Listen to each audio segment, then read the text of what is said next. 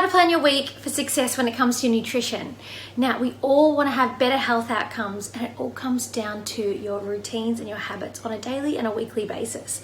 So I've got some tips for you to help to integrate into yours and your family's lives to ensure that you can have a better result when it comes to nutrition. Tip number one is to always ensure that you're planning ahead. So spend some time on a Friday or a Saturday or a Sunday planning the week ahead and writing out what meals you and the family would enjoy for that week. So looking at your breakfast ideas, your lunches and your dinners. My tip number two integrates into tip one. So tip two is to ensure that those meals that you've selected are balanced meals.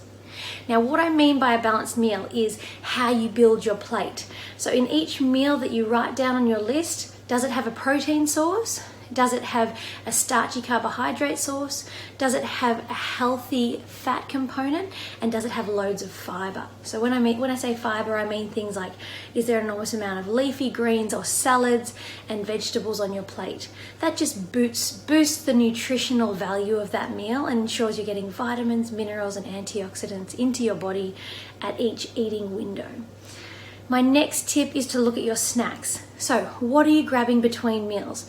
What are you feeling like grabbing between meals? And do you have a plan or a strategy in place for those snacks?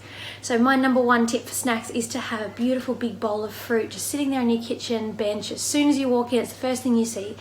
Fruit is obviously really high in antioxidants and fiber, and it will help to keep your hunger pangs at bay between meals. And it also boosts your nutrition. Other good ideas for snacks is having a protein-rich snack, because protein keeps you feeling fuller for longer and helps with satiation between meals. So for example, things like Greek yogurt or cottage cheese on rice cakes or boiled eggs are some really good options. My next tip is to reduce your saturated fat intake. So a lot of us mindlessly eat saturated fat. We pour a lot of liquid oils into the pan. We're often having high-fat dairy or processed meats, or the fats off meat or pastries and cakes and things like this that are processed food items. And saturated fat is associated with poor health outcomes and health risks long term. So for health over our lifetime, we really want to look at putting these really good practices in place now on a daily basis, reducing that saturated fat intake. Having a spray oil is really good for your cooking. Simple swapping to light milk or light dairy is a really good option, just to reduce your overall saturated fat intake over the week. My next tip is to look at your energy calories that are coming from liquids. So things like high sugar drinks. So a lot of us mindlessly have a lot of sugary drinks throughout the day, whether that be fruit juices or coffees or, it might even be kombuchas or certain types of drinks that you enjoy that are just rich in sugar, soft drinks particularly. Having a look at the amount of drinks that you're drinking or consuming in the day that are very high in energy density and low in nutritional value. So trying to swap them out for obviously water. Water is amazing, our body needs it in abundance. And just trying to even infuse your waters with, fruits or mint or lime, things like that to help you to drink a little bit more, and just ensuring you're getting over that 2 liters per day. My final tip is, jot down what it is that you eat each day. So spend some time journal writing.